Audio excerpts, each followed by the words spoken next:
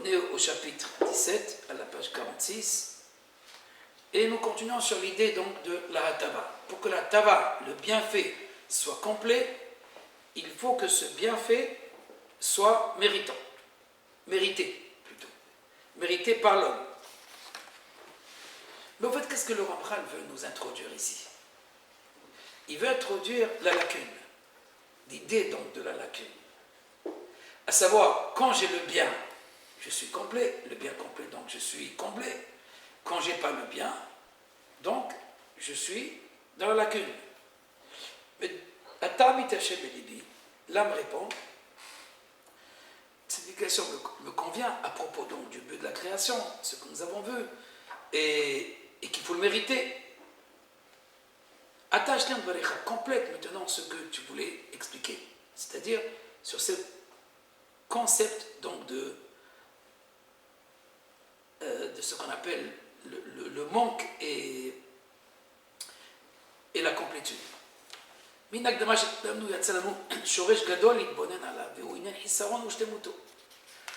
cette introduction, nous allons maintenant expliquer au fait l'idée principale de la création. Elle commence d'abord avec le hisaron, donc la lacune, le manque, le problème de la lacune. Et shlemuto, donc c'est sa complétude ou sa réparation, qui atteint sur la date, hisaron, donc nous devons devoir expliquer donc, cette idée du manque, la nature donc, du manque, et aussi de ses ramifications. Quelles sont donc les toladot, ce qui est engendré par le manque. Et comment donc, de quelle manière la création sera comblée, sera réparée. Et quelle est donc la voie du tikkun, de la réparation, et surtout de ces diverses ramifications. Amar Neshama. Je pense après je m'arrête pour expliquer. אבל חושבת אני שהיה צריך להבין מהו השלמות שהגיעה לו האדם כי השלימו עבודתו ושבת ממלאכתו. Je pense, dit l'âme, qu'il faudrait d'abord, avant d'expliquer la lacune, d'expliquer ce qu'on appelle la perfection. C'est quoi la perfection? C'est quoi cette complétude, cette shlemut dont on parle? En vérité, il faut savoir que dans les autres textes, pour ceux qui n'étaient pas là, j'ai parlé dans les précédents cours, qu'en fait, pour le Ramchal, ce qui se révèle, c'est la shlemut. Le tachlit, en vérité, ce n'est pas le tov. Quand on dit le tov, c'est le tov hachalem. Parce que même le bien, c'est relatif. Le bien, c'est par rapport à un manque. Mais est-ce qu'on peut définir la perfection? Puisqu'en fait, c'est cette perfection que l'homme va atteindre en tant que but final de tout. Donc, tout tourne autour de cette idée de la perfection.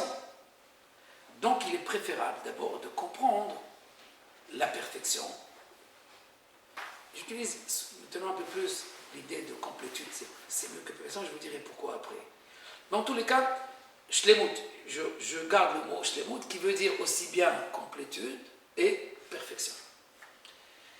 En tous les cas, les havin, nous devons comprendre d'abord la shlemut, sheyagia lo adam kshishtim avodato veshevet mimlachto, sheaz navin mafreya, kol ze sheizkarnu. Ainsi, on comprendra rétroactivement au fait toute cette idée de lacune, tout ce que nous avons rappelé à propos de la lacune. Batam la zepachot de voix qui halosé chez Asiga dans les bassov. En fait, la raison est très simple, parce que si on comprend le but ultime, à savoir ce que l'homme va être comblé à la fin, ce qui atteindra l'homme à la fin, on comprendra ce qui lui manquait depuis le début.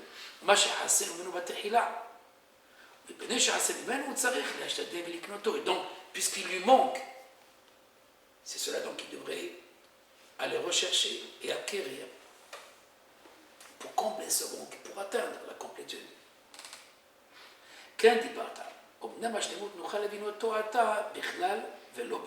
Effectivement, tu as raison, dit l'intellect à l'âme, mais la perfection, la shlemut, on la comprendra à présent seulement à un niveau général, à savoir juste au niveau du principe. mais pas au niveau des détails. ולא בפרט. אלא שבדעתנו אותו בכלל נבין מפרע חסרונות בפרט. Puisqu'en fait, en comprenant donc la shlemut d'une manière générale, on comprendra rétroactivement tout ce qui manque, et donc les détails des lacunes.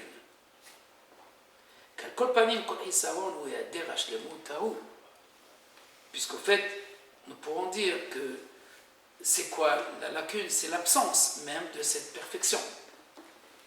Et donc ce qui me manque pour atteindre la perfection, ce sont donc les éléments du manque. Et moi, ma chère, Ata Omer al-Ashlemut Hazeh. Dis maintenant cette définition, ce que tu sais à propos donc de cette perfection, de cette complétude. On va s'arrêter un petit peu pour comprendre un petit peu la trame de ce que le Ramchal veut nous expliquer. Le Harizal, quand il a commencé sa grande explication phénoménale donc, de la création, il parle du manque, il parle tout de suite de l'espace vide. Il ne parle pas de Dieu, il ne parle pas de ce qu'on appelle l'infini. Quand il y a eu l'idée montée donc de la création, dans sa pensée suprême, alors il a créé un espace. Puisque en fait l'infini comble le tout ce qui existe. Il n'y a rien en dehors de lui. Et maintenant il crée un espace vide, qui n'est pas tout à fait vide d'après le Ramchal. Dans le Kalar, il explique en long et en large pourquoi l'espace n'est pas vide. D'autres maîtres aussi l'expliquent, que c'est relatif par rapport à l'infini qui comblait ce vide primordial. Mais quand même, les kabbalistes parlent du halal, le vide. Et ce vide, c'est l'espace vacant pour permettre à une création d'être. Mais le Ramchal dit que ce n'est pas l'espace physique, ne vous inquiétez pas. On ne parle pas ici d'un ballon ingonflé et qui se dégante pour laisser une petite partie pour les autres. Non, on peut prendre ça comme une manière psychologique. Comme une mère ou des parents, ils doivent laisser la place aux enfants. Un enseignant aussi, s'il ne laisse pas l'élève poser les questions, l'autre il n'a plus de place. Ou un roi, par exemple, une terreur, un dictateur, personne ne peut fleurir et bourgeonner et pousser à côté de lui. Et donc, il y a un moment où il faut se taire, même avec nous-mêmes. Si on ne dormait pas, et si on ne s'arrête pas un petit peu, alors on ne peut pas se régénérer. Et donc, il y a effectivement une place quelque part de la mort, et qui est de ce vide. On le traduit par le sommeil maintenant, mais par le silence aussi. Combien on doit au silence, plus encore. Les kabbalistes disent l'espace blanc qu'il y a entre les lettres est plus important que les lettres. C'est ce qu'on appelle le mukar gvil. Chaque lettre, elle doit être entourée de blanc. Et si elle colle une autre lettre, alors on a perdu un monde. À savoir, ce qui fait toute la grandeur de la lettre, c'est le contour. C'est ce silence, c'est ce blanc qui est autour. Donc, maintenant, pour faire la créature, il faut ce blanc, il faut cet espace vide pour le démarquer, pour lui donner une réalité. Alors, il s'agit donc de se retirer. Mais on retire quoi? C'est pas il se retire complètement. Il y a effectivement un certain retrait.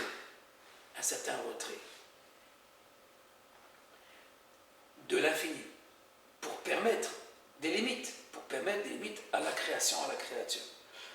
En tous les cas, ce vide primordial, c'est là le début de tout. Donc le Ramchal aussi veut expliquer ce vide, parce que s'il n'y a pas le vide, alors qu'est-ce que j'ai à faire?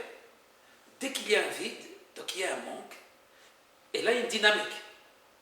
Mais supposons qu'on est dans comme j'ai dit tout à l'heure, nirvana.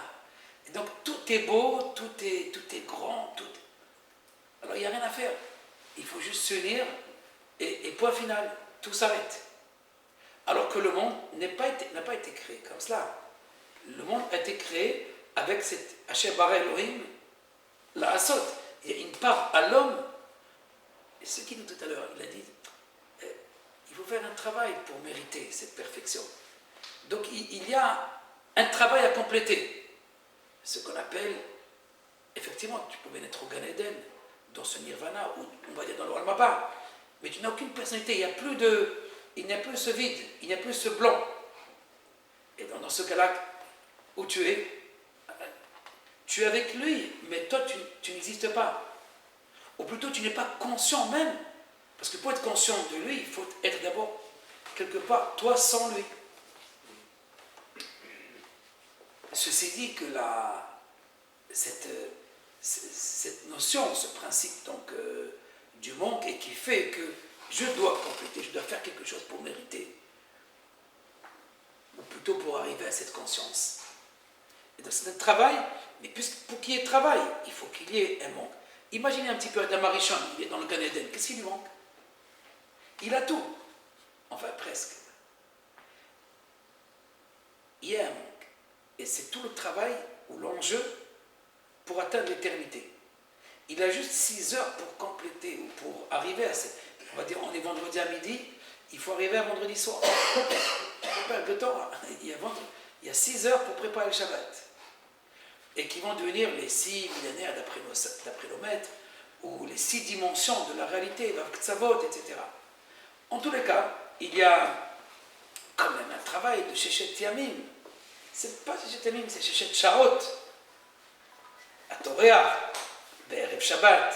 Donc une préparation. Ce Erev Shabbat, où tout le bilboul, le kaas, comme dit le Zohar, la colère,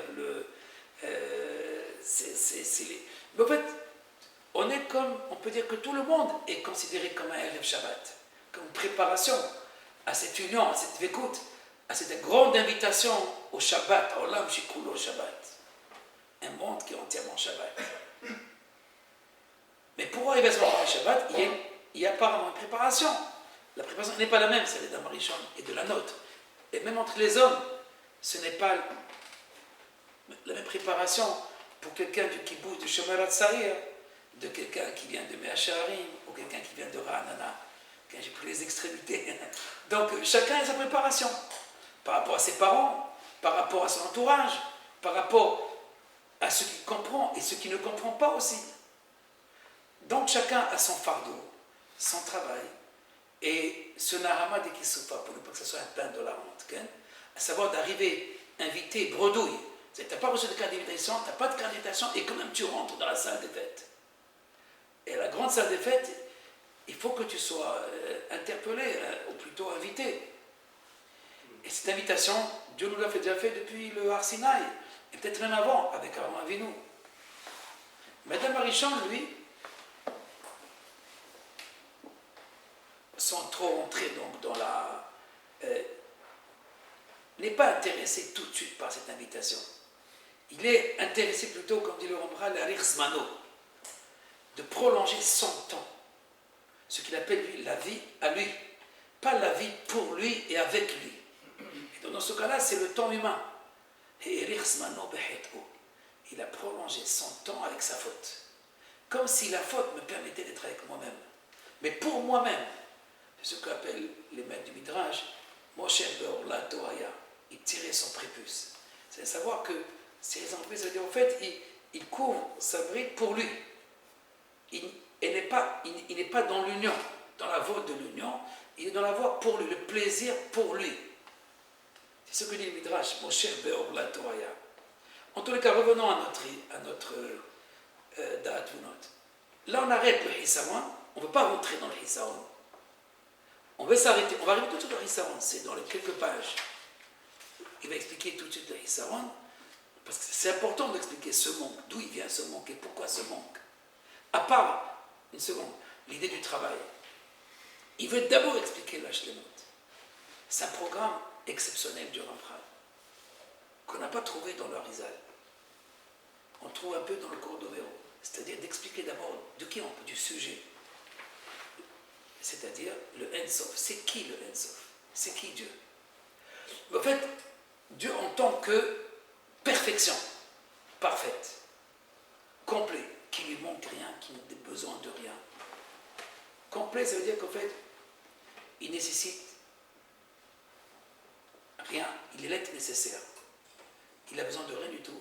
l'autre Talbezolato, il ne dépend de rien, comme nous avons déjà expliqué dans nos premiers cours. En tous les cas, qu'est-ce que c'est cette perfection dont on parle? Perfection de l'homme, et par rapport à Dieu, maintenant. Perfection par rapport à l'homme, j'ai pas de montre, on me donne une montre. Donc, c'est un bien. Perfection, synonyme de bien, mais c'est pas perfection. Quelqu'un qui n'est pas habillé, tu lui en habilles, bon, il n'a pas de jambe, tu lui donnes une jambe, c'est pas mal, c'est déjà plus. C'est au niveau de son corps. Il ne voit pas, et maintenant il commence à voir, il est bête, il devient intelligent. Oh, c'est encore plus grand. La hurma, quelqu'un qui donne la hurma à son ami, il lui a donné tous les trésors du monde, disent nos maîtres. C'est plus que le meilleur des organes. C'est vrai que sans le cœur et sans une jambe, on ne peut pas vivre. Mais sans la hurma, tu n'existes même pas. Ici, Laurent Bral veut nous expliquer quelque chose de très profond à propos de ce qu'on appelle la perfection. Et après, il va revenir à l'idée donc du manque. S'il y a une question, j'ai une question, mais il est préférable de garder les questions à la fin. Mais si vous avez levé la main, c'est que ça vous... Non, je n'avais pas levé. Non, c'est d'ailleurs. Non, je voulais savoir qui avait défini la perfection.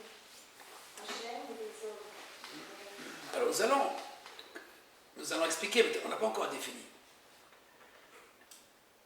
On n'a pas encore défini la perfection. Nous allons les définir selon les kabbalistes, selon les maîtres de la Kabbalah, qui sont la continuité des prophètes. Les prophètes, il ne s'agit pas de la philosophie, comme j'expliquais tout à l'heure. Ce n'est pas des penseurs qui philosophent. C'est des personnes qui sont initiées à la sagesse par le flux.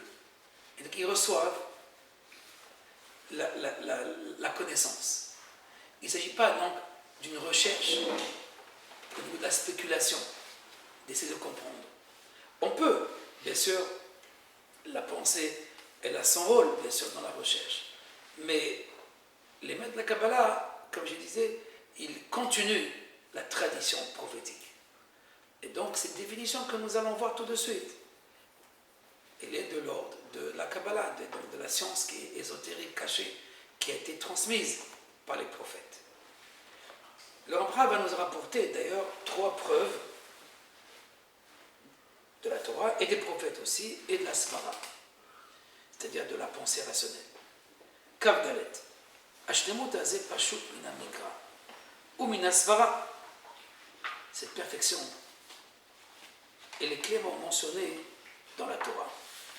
Et aussi, elle peut être comprise par le raisonnement. Ve'ushi Adam Mikdabek Bigdushato.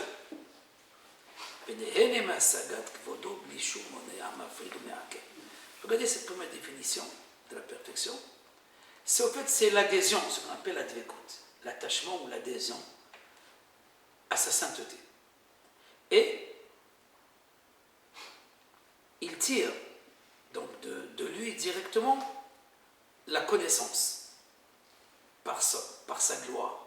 Donc la gloire, elle lui communique sa connaissance sans aucune entrave, sans aucun gêne, sans aucune séparation. Qu'est-ce que c'est cette définition? Dans le message de Charim, dans la Voie des Justes, pour ceux qui ont lu le premier chapitre, il rapporte un verset qui ne rapporte pas ici. C'est pour ça que je le rapporte avant de continuer. Kirvat Elokim Litov. La proximité, le roi Salomon a dit, la proximité avec Dieu, c'est le bien. Le bien ici en tant que perfection. Ce qui me comble, c'est sa proximité. Kirva. Shifti, Bebet Hashem. Kol Mechayai. Je veux siéger dans la maison de Dieu toute ma vie. La Hazot Benoam Hashem. De contempler la gloire de Dieu. Ulvaker Bechalo. Et de visiter ses palais. Bon. Regardez maintenant Salomon, son fils. Lui, il dit quelque chose d'autre, mais qui rejoint un peu, mais de l'autre côté. C'est-à-dire, Anefesh Lotemale, celui qui veut rassasier maintenant son âme, se rassasier. Donc il prend tout ce qui, la beauté, l'argent, tout ce que tu peux penser, imaginer. Donc il pensait qu'on peut combler le manque avec l'envie. Un petit peu comme Adam Arishon, ta'ava. Puisque je sens un manque, celui qui ne cherche pas, donc qui n'a pas besoin il a habitué à manger des herbes ou des pépites, ou vraiment des noix, bon, la viande, ça ne lui dit rien du tout. Mais celui qui est habitué, Adam Arishon, à quoi il est habitué? Donc tout à coup, il y a plaisir pour les yeux. Quelque chose qui n'est pas en lui, qui ne trouve pas, qui ne voit pas. Il est là et je le veux pour moi. Qu'est-ce que c'est? Je ne sais pas, mais pour le moment, je le veux pour moi. Ta'ava, c'est un plaisir pour les yeux. Donc, je ne l'ai pas. Si je l'avais, je ne le cherche pas. Mais dès que je ne l'ai pas, donc c'est quelque chose qui me manque. Donc, je le recherche. Le roi Salomon a joué ce jeu, donc de combler le plaisir. Et à la fin, il arrive à la conclusion, en effet, je te malé. Jamais l'âme ne peut être rassasiée. Tu ne peux pas combler le puits. Rien dans ce monde ne peut combler. Et donc, puisque rien ne peut le combler, il n'y a que l'infini qui peut le combler. Quelque chose qui, au-delà de tes yeux, des limites. Mais tout ce que mes yeux voient, en veut, j'ai profité. Donc, si c'est ça le plaisir, dans ce cas-là, je ne suis pas comblé de rien du tout, de ce monde. Mais en vérité, il est arrivé à la conclusion qu'il y a quelque chose qui comble l'homme. Et au fait, c'est sa source, c'est sa cause première. L'âme, elle est comblée par l'infini. Mais c'est quoi? Regardez maintenant, autrement maintenant. Je vous ai dit un petit peu les éléments. Vous allez voir ça dans ce qui est maintenant. Iba et makra, si tu veux le verset. Az titanag al Adonai. Le verset nous dit que alors, en ce jour-là, n'est-ce pas, tu te délecteras dans l'éternel, ou en l'éternel. Ou bien notre verset, Yeshvu Yesharim Panecha, les justes siégeront ta face. Ils vont être comblés par ta face. Ah, Sova Semahot et Panecha. Ils se rassasieront de joie en contemplant ta face. C'est notre verset. À savoir où on est rassasié. Qu'est-ce qui est rassasié? C'est la face de Dieu. Donc tout ce que tu vas chercher dans ce monde ne pourra pas faire ou accomplir cette fonction de complétude. Ok? Vaherim kaele rabim, beaucoup de versets. Ad me'od, tu trouveras dans le livre des prophètes. Uktubim, et dans la géographie, c'est le Teilim, les proverbes de Salomon, etc. Gloim bechol ha'amim, ils sont dévoilés à toutes les nations. La Bible est traduite dans toutes les langues.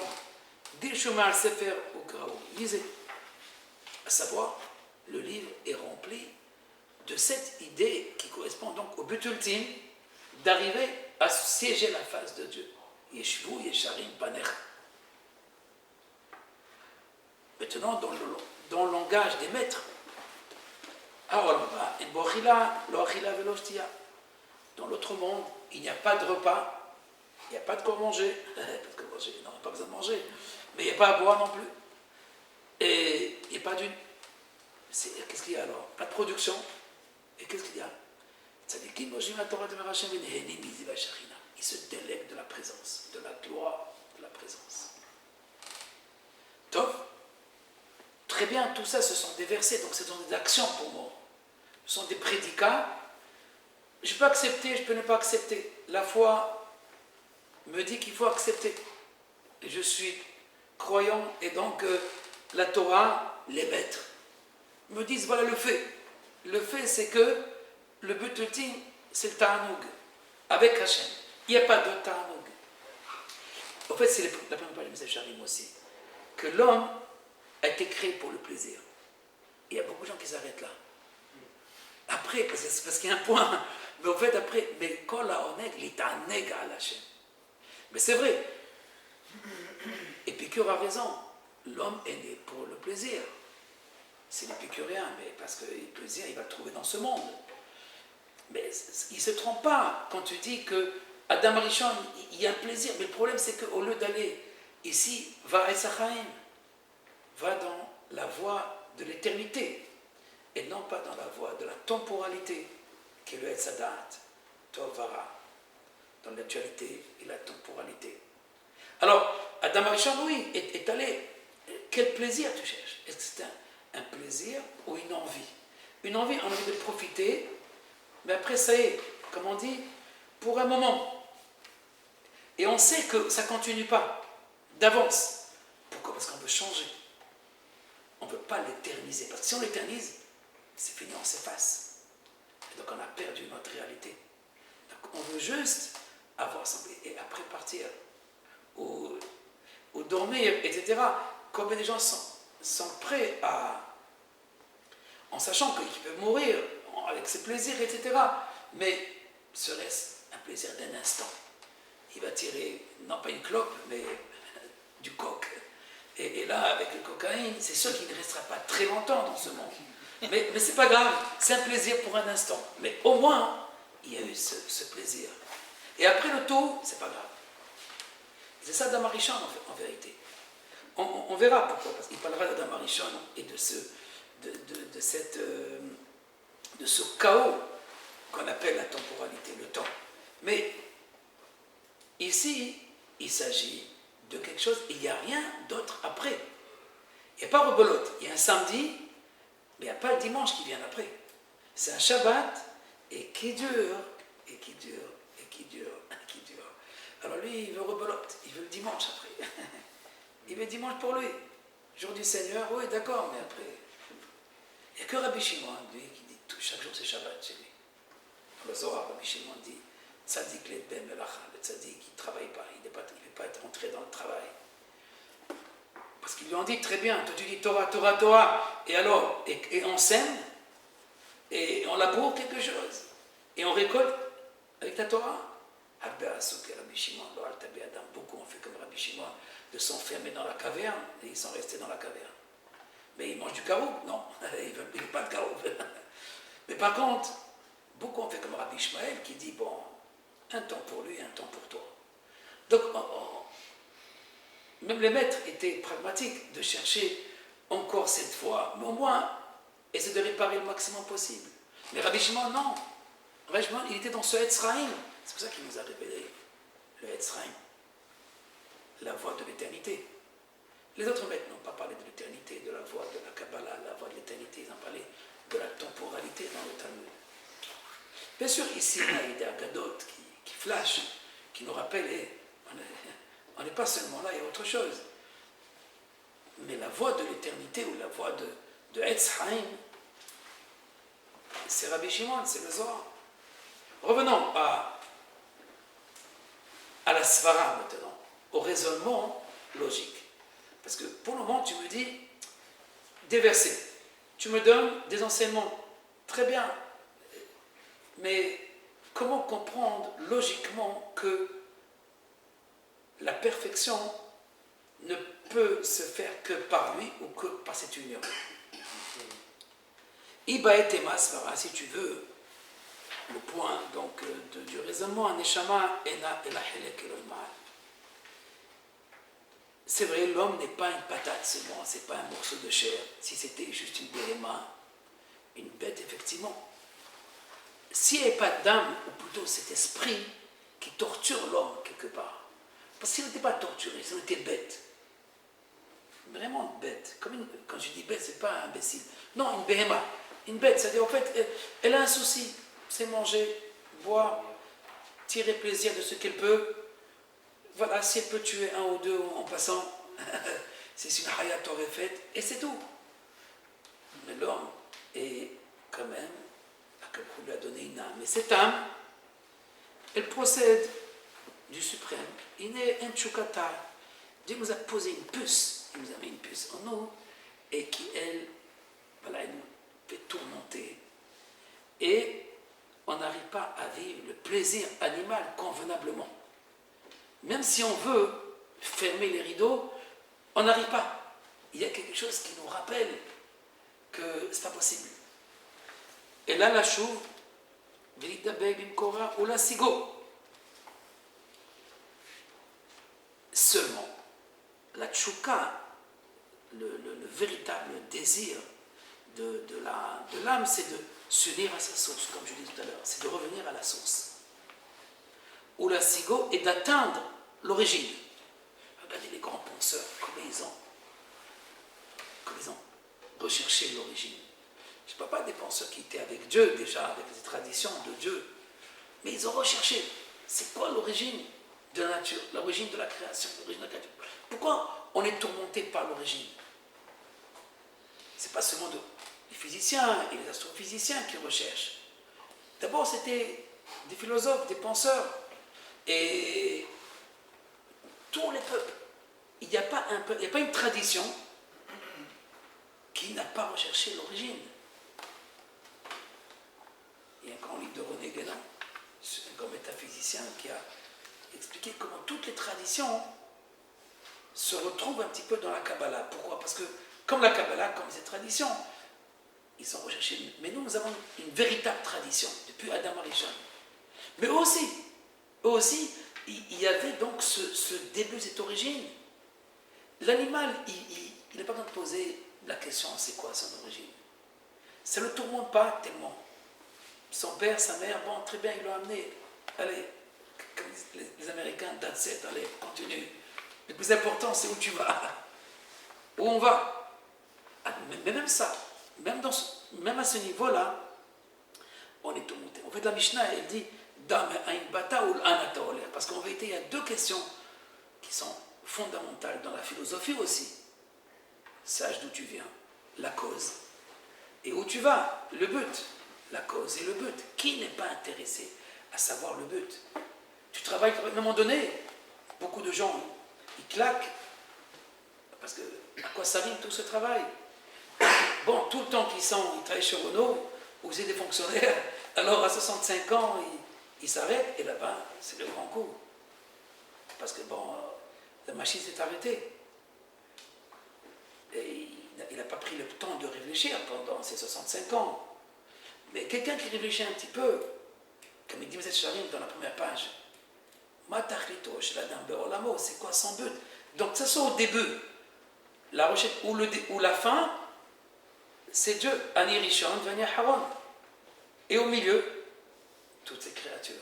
Et tout ce ring, toute cette histoire, tout cet univers.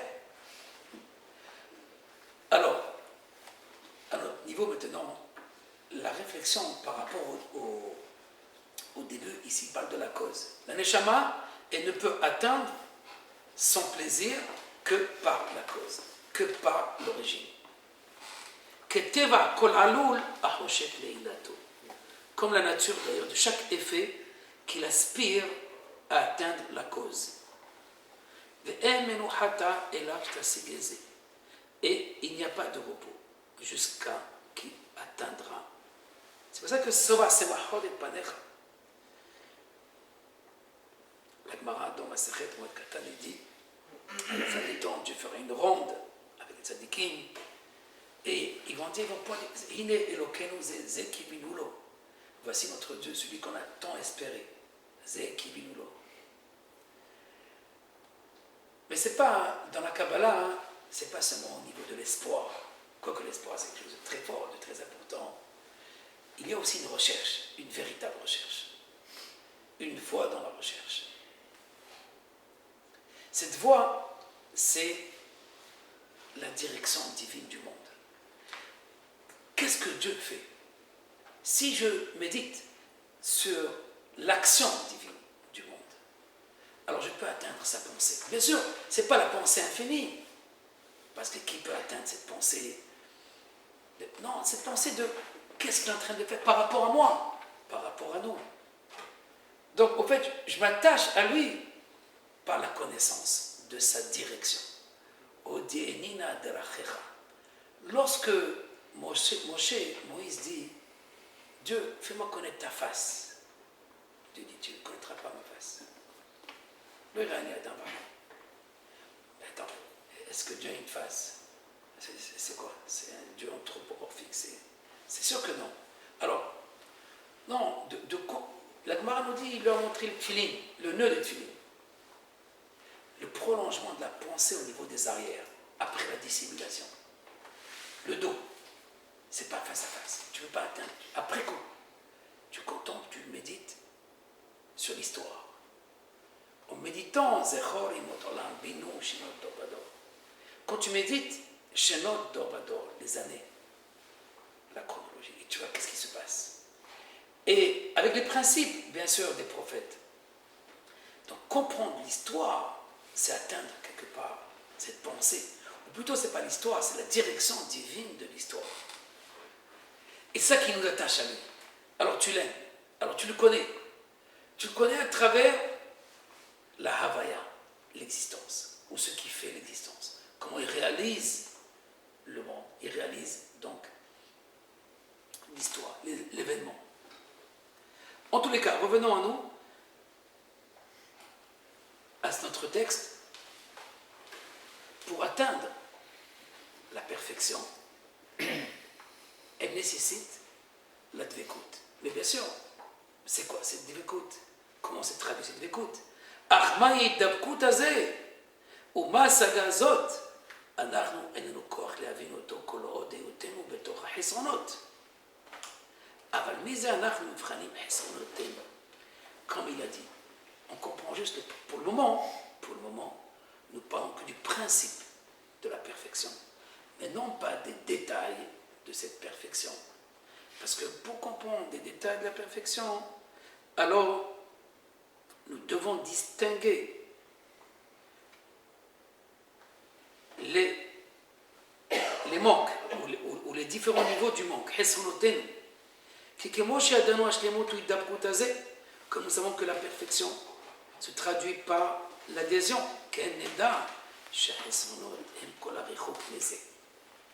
Que tout ce qui est éloignement, c'est cela même, les manques.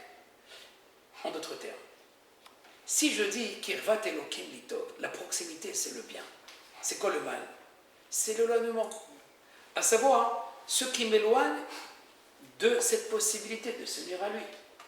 À savoir, tout ce qui m'éloigne de lui, ou plutôt de cette possibilité de me rapprocher de lui, c'est ça le mal. Si le Tov, Kirvat Elokim, la proximité c'est le bien, donc c'est quoi le mal? Donc même $1 million, s'il m'éloigne de lui, c'est mauvais. Mais ces $1 millions, on dirait, pour permettre à me rapprocher plus de lui. Mais comment tu te rapproches de lui? Est-ce que c'est une envie seulement, comme les autres envies? Ou bien non? C'est à mettre à la disposition. Et dans ce cas-là, c'est Adraba, ça m'aide à me rapprocher de lui. Les kabbalistes disent dans Sefer Yetzirah, les mêmes lettres qui font Nega, c'est Oneg. Oneg, Nega. Oneg, c'est le plaisir. Oneg, Shabbat. Nega, c'est la plaie, c'est la lèpre.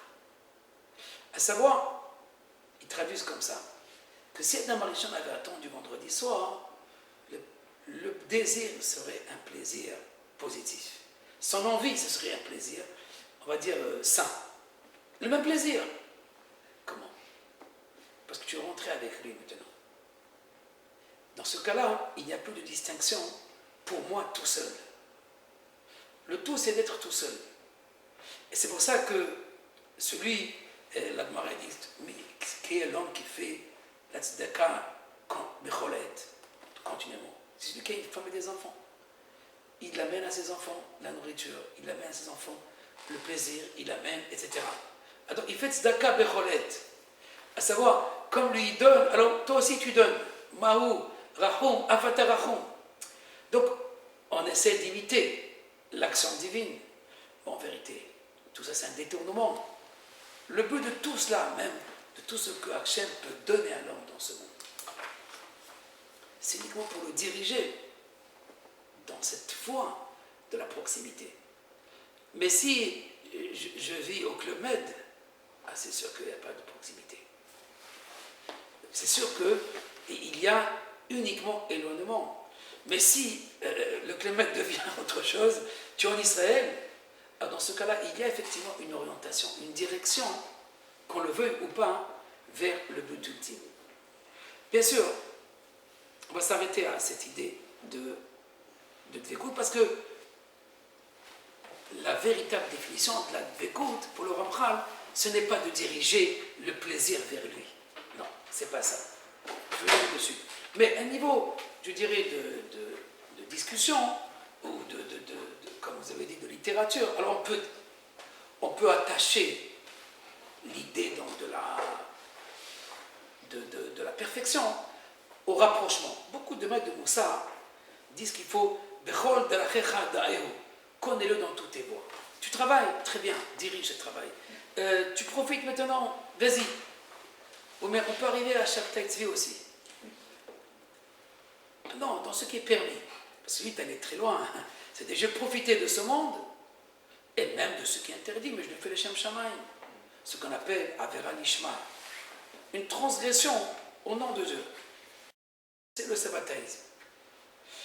Si c'est tout, c'est dirigé vers lui, alors très bien. Les maîtres n'ont pas dit plus grande est la transgression qui est au nom de Dieu que le commandement positif qui n'a pas été accompli au nom de Dieu. Comment on peut dire une chose pareille? Non, c'est pas ça qu'ils ont voulu dire. Et non, ils ne savaient pas que c'était interdit. Ils ne savaient pas que c'était interdit. Et il a fait une action.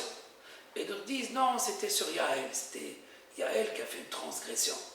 Elle est allée s'accoupler avec Sisra pour sauver le peuple d'Israël d'une guerre féroce avec ce général abominable. Alors, est-ce que dans ce cas-là, le Shabtai Tzvi est allé très loin dans cette idée de diriger toutes ses actions vers lui. En fait, pour le Ramchal, il s'agit plutôt de s'attacher à lui dans sa connaissance à lui. C'est-à-dire, au fait, comment on s'unit à quelqu'un? On s'unit à quelqu'un en partageant ses pensées, pas son envie à lui, son désir à lui, son but à lui.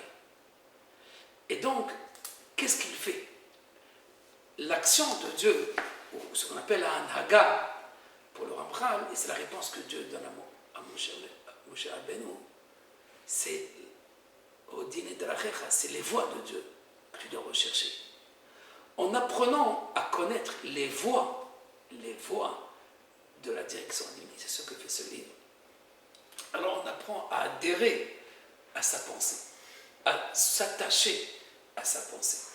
Si je connais par exemple le constructeur de la machine, si je connais par exemple l'architecte, alors je comprends tous les tenants et aboutissants, parce que l'univers est très complexe. C'est vrai, on va le voir, ça me prendra beaucoup d'années, des milliers d'années, jusqu'à comprendre la complexité de cet univers. Le Ramchal va dire un peu plus loin, ce que Adam Arishon n'a pas voulu recevoir par la foi, il va l'accepter par l'expérience.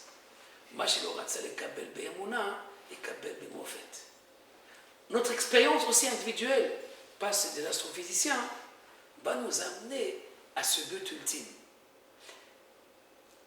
Maintenant, il y a une autre manière d'atteindre ce ta'anoug, ce plaisir, cette union, de le connaître. Da et Hashem Eloker Avicha. Connais ton Dieu. Il ne s'agit pas de connaître son essence, sa nature. Elle est insaisissable. Mais connaître son action. Son action, son œuvre. Ce n'est pas seulement la création, mais l'histoire de cet univers, vers où il va. Donc, encore une fois, ce sont les deux éléments, la cause et le but. Et le ta'anoug, ou le oneg, il est le même, parce qu'Ani Rishon, Ani Aharon.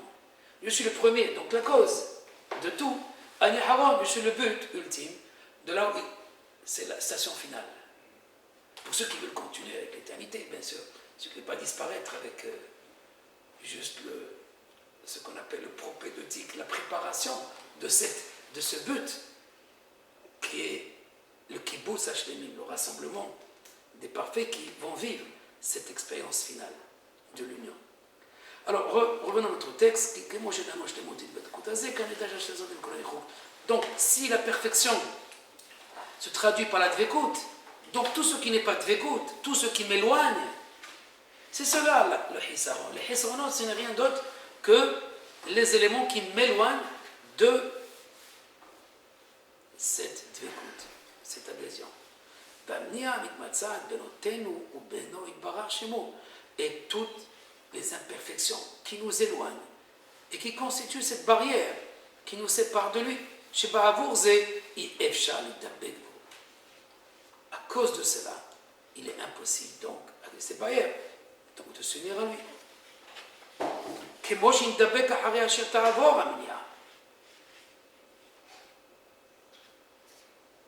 Et donc, quand cette barrière sera retirée, dans ce cas-là, on atteindra cette union. Et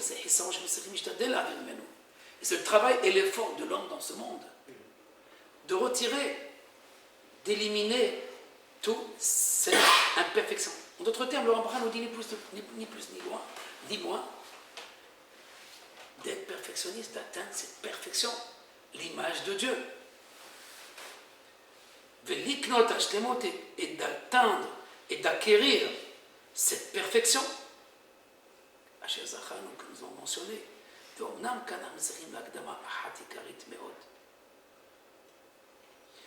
et là on va rentrer, quelle est la véritable lacune de l'homme ou de la création. Très bien, c'est très beau tout ça, c'est un plan fantastique, mais c'est comment on arrive à suivre ce chemin de la dviko, de l'adhésion. Parce que c'est vrai, quand on le connaît, on s'unit à lui.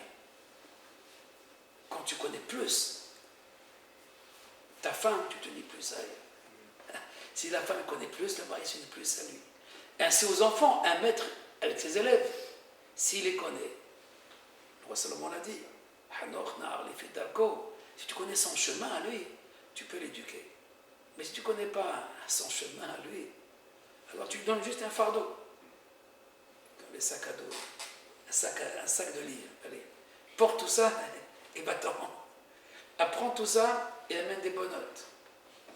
En Israël, ça ne marche pas, mais en Rousslares, ça marche mieux. Mais ici, c'est difficile de donner uniquement parce que on est dans cet éveil de pourquoi faire tout cela. Comme on dit les Israéliens, tachles, c'est quoi le but de tout cela? Qu'est-ce que ça m'amène tout ça? C'est vrai qu'on peut se tromper aussi parce qu'on peut rechercher un but qui n'est pas le but ultime et de mettre tous ces efforts là-dedans aussi pour comprendre le but ultime réellement. Il ne s'agit pas donc de s'éloigner de la foi, parce que on peut prendre un autre livre, on ferme ce livre et on prend la voie des justes. Et là-bas, c'est un travail de yeshiviste, à savoir les bachor yeshiva, qui doit maintenant arranger ses mitzvot. Il doit s'éloigner de Averot.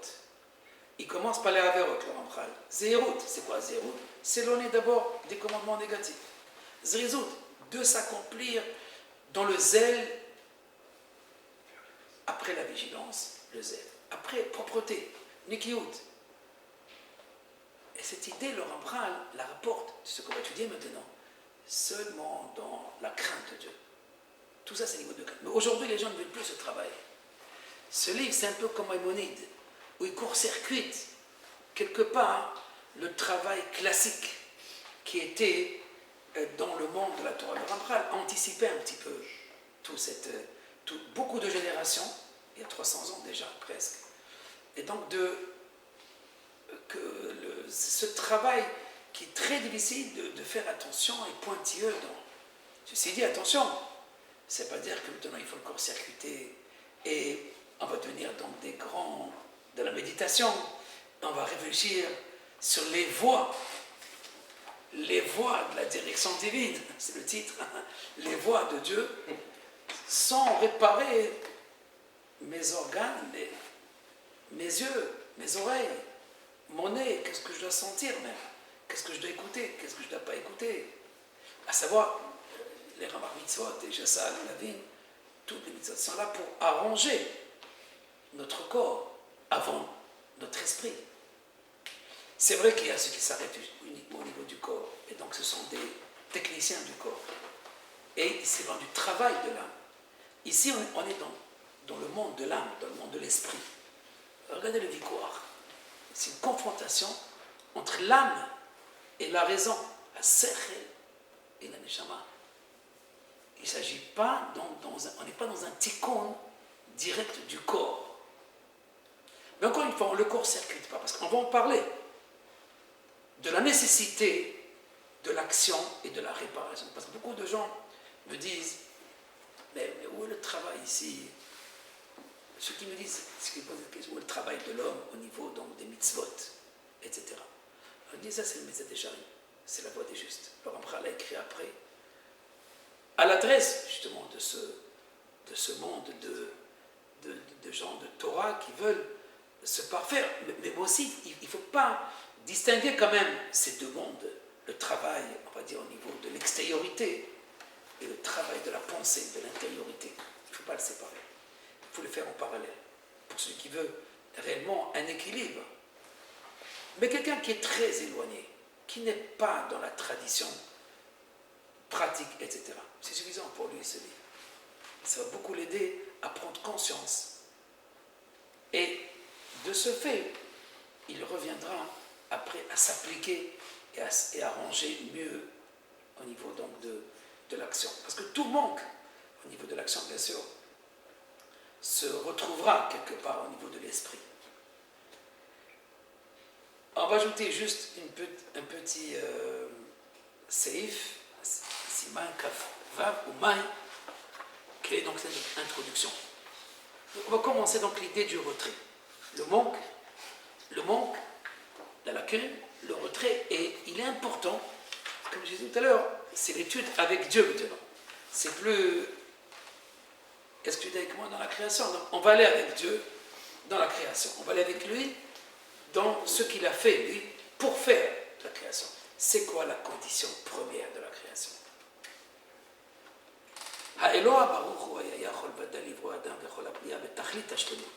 Il faut savoir que d'abord, que l'Éternel pouvait créer l'homme, ainsi que toute la création, dans une perfection absolue. Et là, je me rends car, en vérité, selon sa loi, la loi de sa nature, si on peut la dire ainsi, selon la loi même de sa personne, il aurait dû faire comme ça.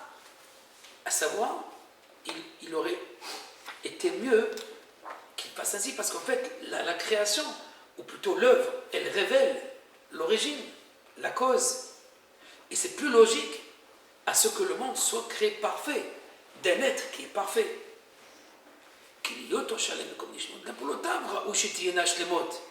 Si lui, il est complet dans toutes ses ramifications, alors, bien sûr, il serait normal que l'œuvre aussi, sa création, son action, soit également parfaite comme lui. Et là,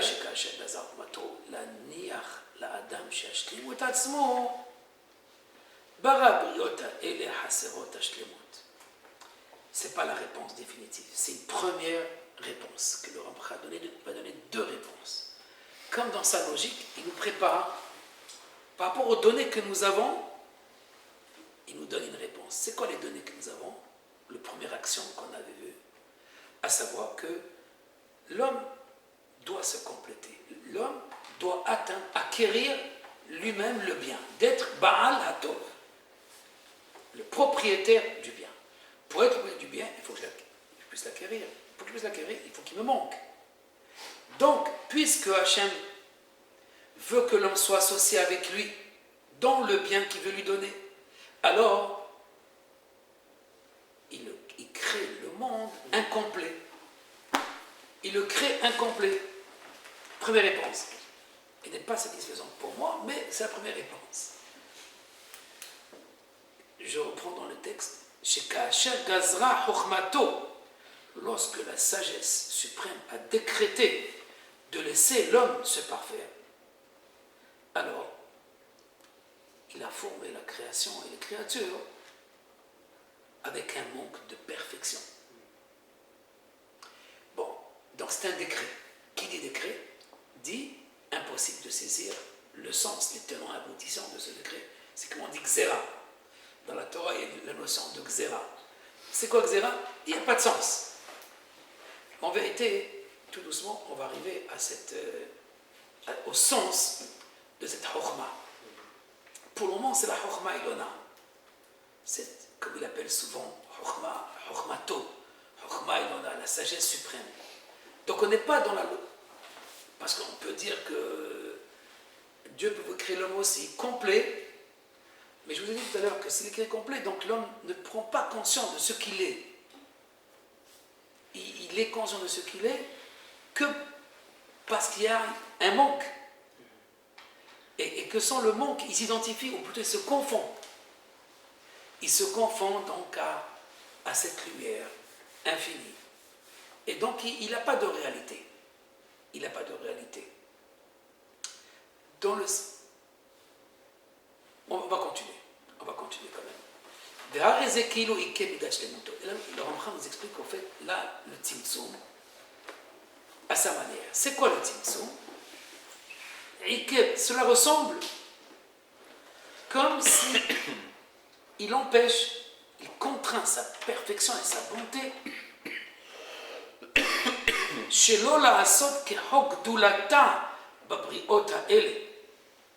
de se manifester entièrement à l'égard donc, des créatures. Donc en fait, quand il crée, il ne crée pas avec toute sa splendeur et toute sa grandeur, avec toute sa force, on va dire. Il réduit sa force. Un peu comme Van Gogh, on lui dit, écoute, maintenant, tu ne vas pas dessiner les Havdik, quand même. Tu ne vas pas dessiner la peinture, le chef-d'œuvre. Tu vas juste dessiner maintenant quelque chose de très simple pour signifier à des élèves ou à quelque chose, une idée.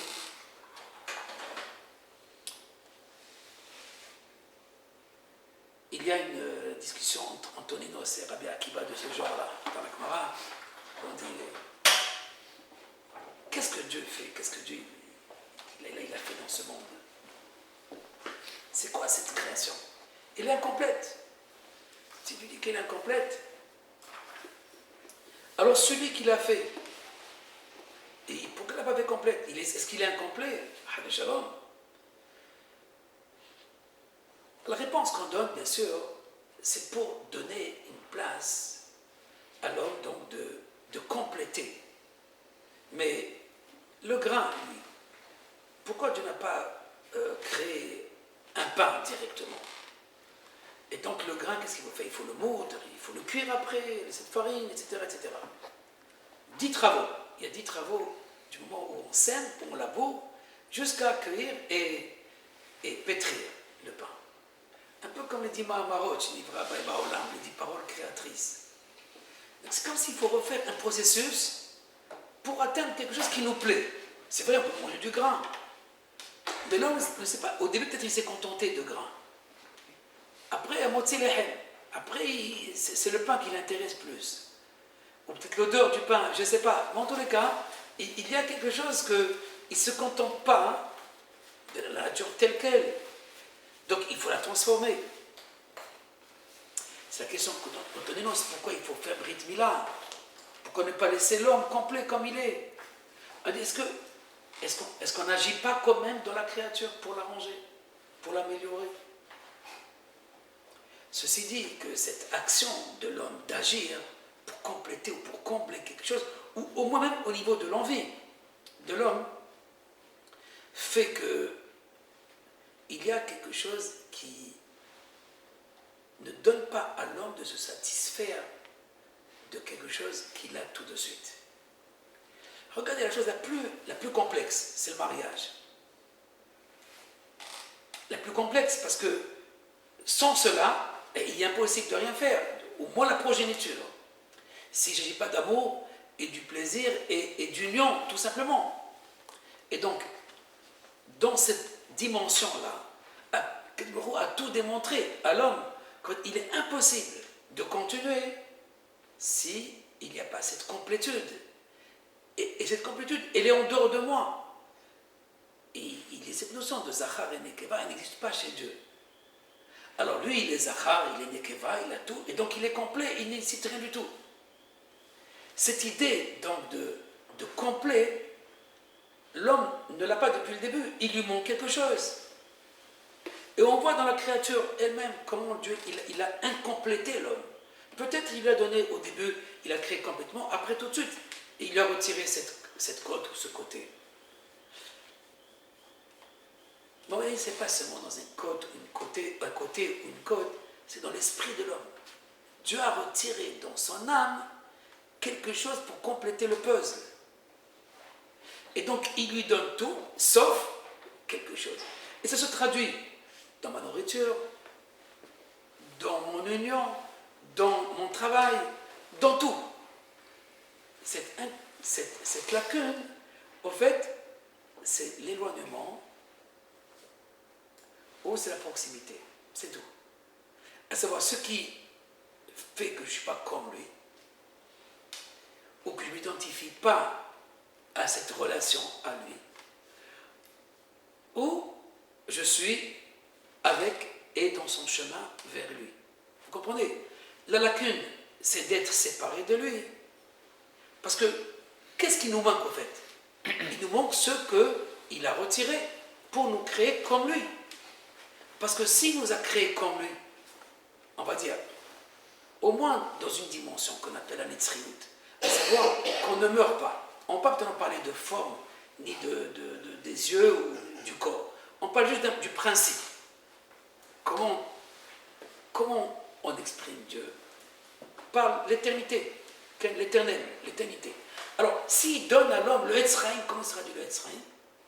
L'éternité, c'est tout. Donc, si moi, je finis, à savoir, donc je décompose, mais je décompose tout ce qui se décompose en moi, dans ma pensée, dans mon corps, etc., et dans le monde aussi, c'est à cause de cette lacune qui s'appelle l'éternité.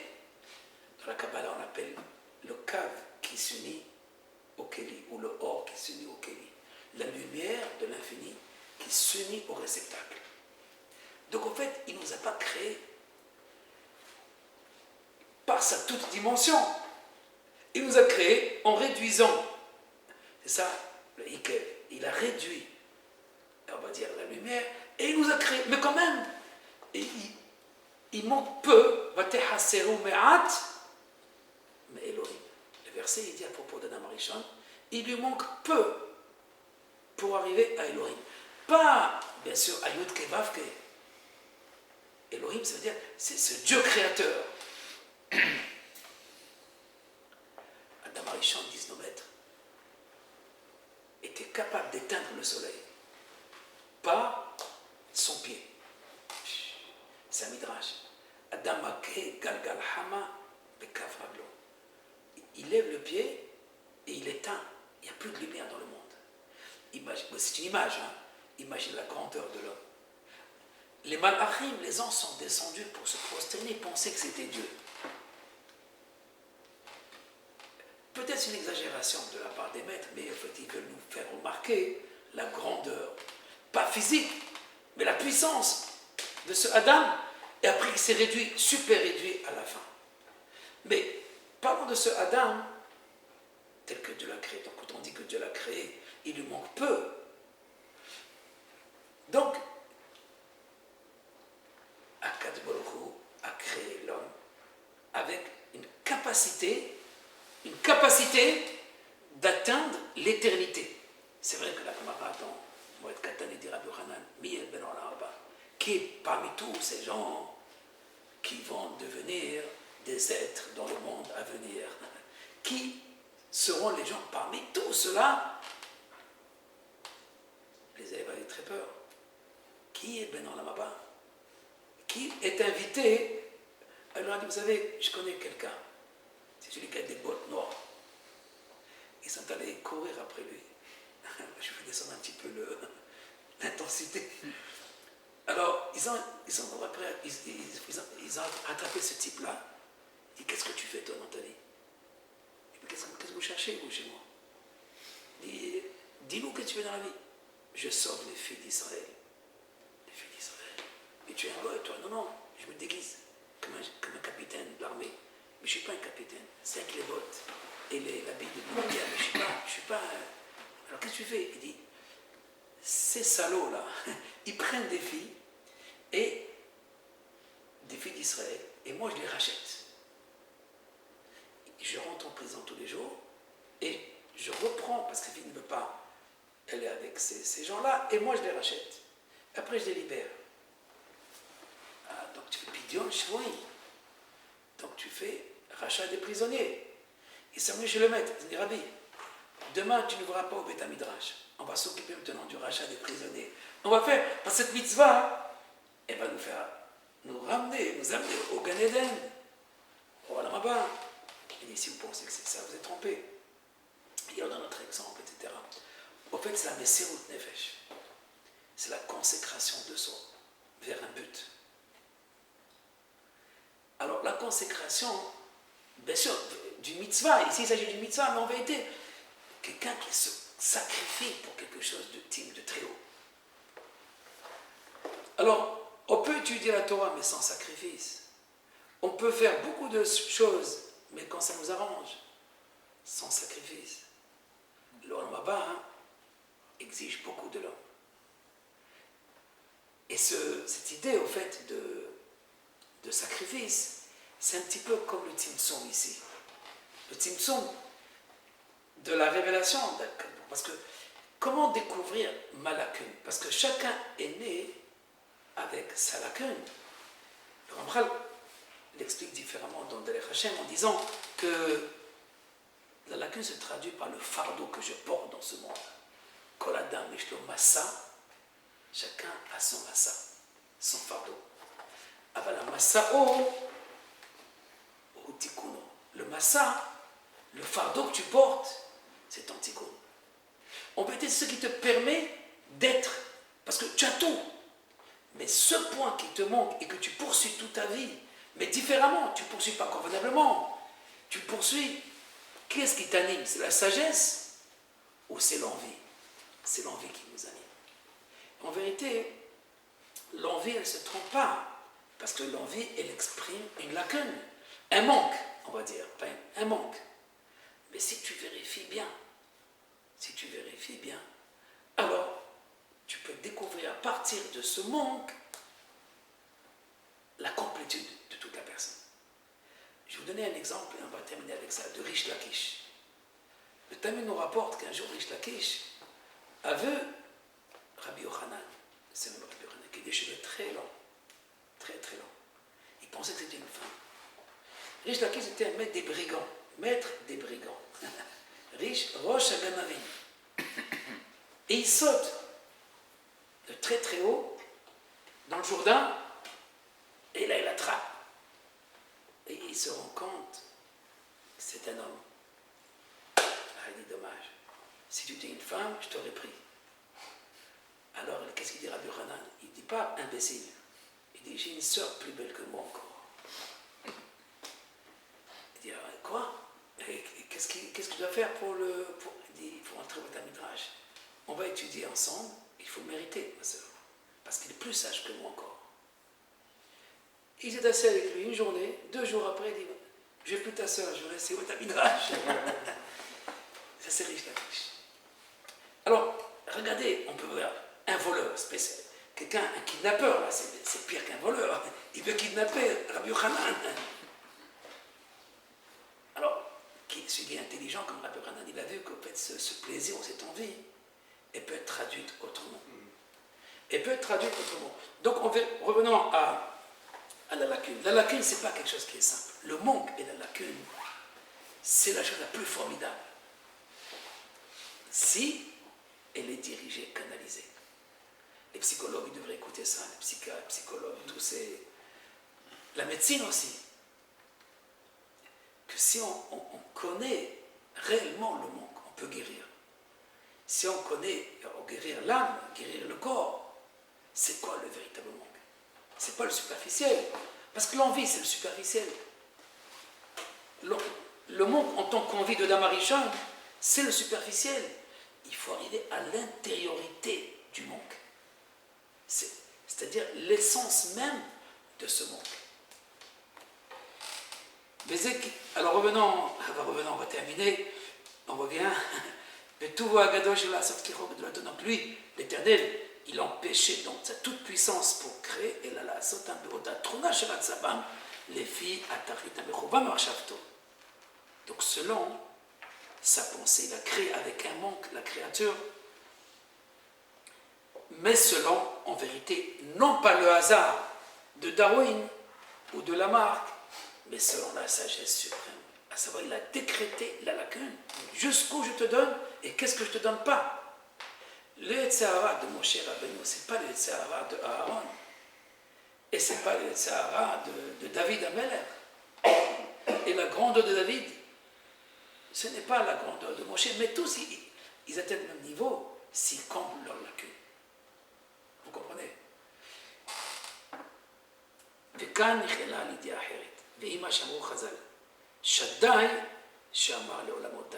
En fait, ce que nos maîtres, dans la lacune, il faut comprendre encore une idée, que nos maîtres ont enseigné dans Chagiga et qui ont interprété le mot Shaddai. C'est quoi Shaddai?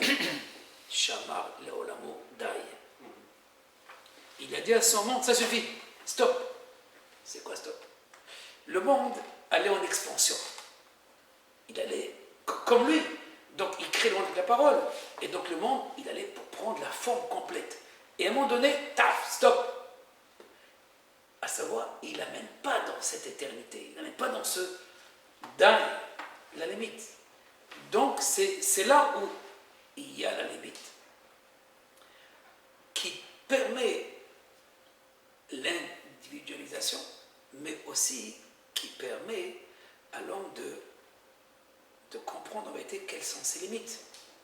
Parce qu'il n'a pas laissé le monde aller, le monde, quand il dit le monde, c'est les créatures aussi, dans l'épanchement. Dans le Midrash, il aurait pu Dieu faire plus de créatures, et les créatures autrement, et plus grandes, et plus belles, etc. Et il s'est le créer, la créature, selon le Créateur, à savoir selon sa mesure à lui. C'est-à-dire c'est impossible, mais c'est pas impossible. Théoriquement, c'est possible.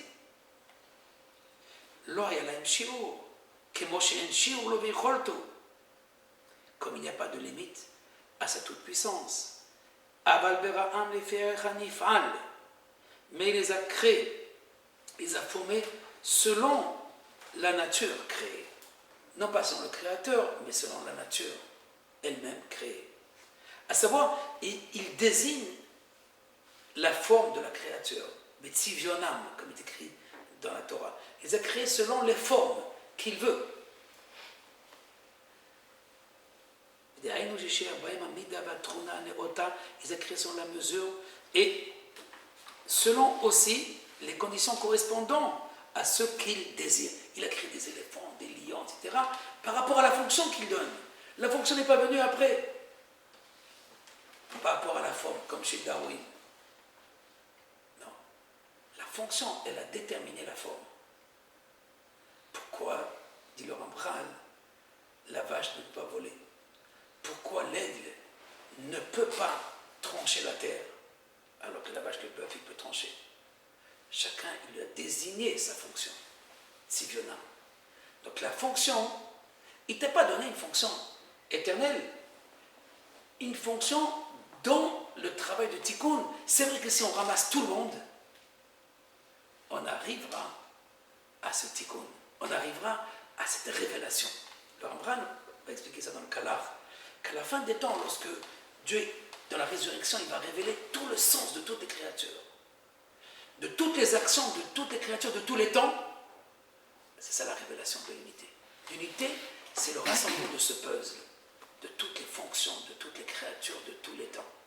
Vous imaginez? Mais ça, c'est la phase finale. C'est la révélation à partir de ce qu'il a fait. Il a tout créé pour sa gloire, cette révélation. Parce que d'après le Rambral, dans le Kalar, il dit que la révélation, elle se fait à travers toutes les créatures et tous les événements. Bon, on est allé trop loin maintenant, pour ne pas qu'on s'arrête juste à cela. On comprend que même si on a été créé incomplet, c'est vrai. Si on complète nous-mêmes par notre propre conscience, on partage la présence de Dieu. Sinon, il va compléter. Il doit compléter par quelqu'un d'autre ou par soi-même, mais même inconscient de la part de l'homme. compléter et combler toute cette œuvre qu'il a créée, qu'il a faite. Parce que cette œuvre, c'est qui va devenir le Olam Haba. Le Olam Haba, c'est pas autre chose. Le monde éternel, c'est ici.